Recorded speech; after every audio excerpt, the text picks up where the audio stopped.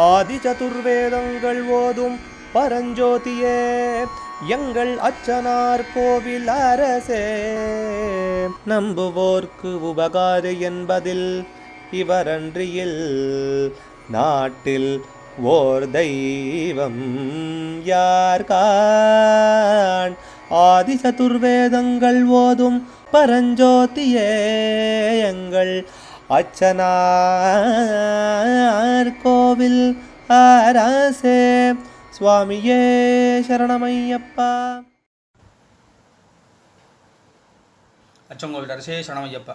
பகவானுடைய 363வது நாம திருப்பெயர் சத நிஷ்பண்ணாய நமக. நூற்றுக்கணக்காக தோன்றுபவனுக்கு நமஸ்காரம். சத நூற்றுக்கணக்கானவைகளாக, நிஷ்பண்ணா தோன்றுபவன்.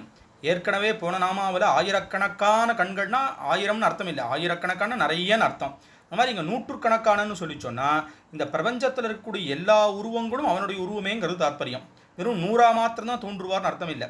அதனால தான் சதகூரிட்ட இதுலேயும் கூறிலும் உணர்ந்து கொண்டு போய் கம்பராமாயணத்தை கொண்டு போய் சொல்லும்போது 100ன்னு சொல்கிறது அங்கே ஒரு இதுக்கு சொல்கிற அர்த்தமே ஒழிய அனந்த வாச்சி, அதாவது அனந்தமாக சொல்லக்கூடிய கணக்குன்னு அர்த்தம். வேறு வேறு உருவம், வேறு வேறு இயற்கையும் 100 100,000 இயல்பினதாகி ஏருடைய ஈசன் அப்படின்னு திருவாசகத்தில் கீர்த்தி திருவள்ளில் இதே விஷயத்தை அங்கே சொல்கிறதாக இருக்குது. அதனால் பகவான் அனந்த ரூபியா விஸ்வரூபியா எல்லா இடத்துலையும் இருக்காருங்கிறது நாமாவில் தெரிஞ்சு வருது. சத நிஷ்பண்ணகாங்கிறதுக்கு நூற்றுக்கணக்காக தோன்றுவான். முக்கியமாக சாஸ்தாவுக்கு விசேஷமான ஒரு ஊராவும் பூஜை ஏற்றுக்கிற இடம் நூரணி, சதபங்கிபுரம்னு பேர். அங்கே நடக்கக்கூடிய சாஸ்தா பிரீத்தி ஜெகத் பிரசித்தம். அங்கே பகவான் விசேஷமாக கோல் கொண்டும் இருக்கார். அதனால் நூற்றுக்கணக்காக தோன்றுபவனுக்கு நமஸ்காரம் அப்படின்னு இந்த நாமாவானு தெரிவிக்கிறது. அச்சங்கோவில் அரசே சரணமையம்.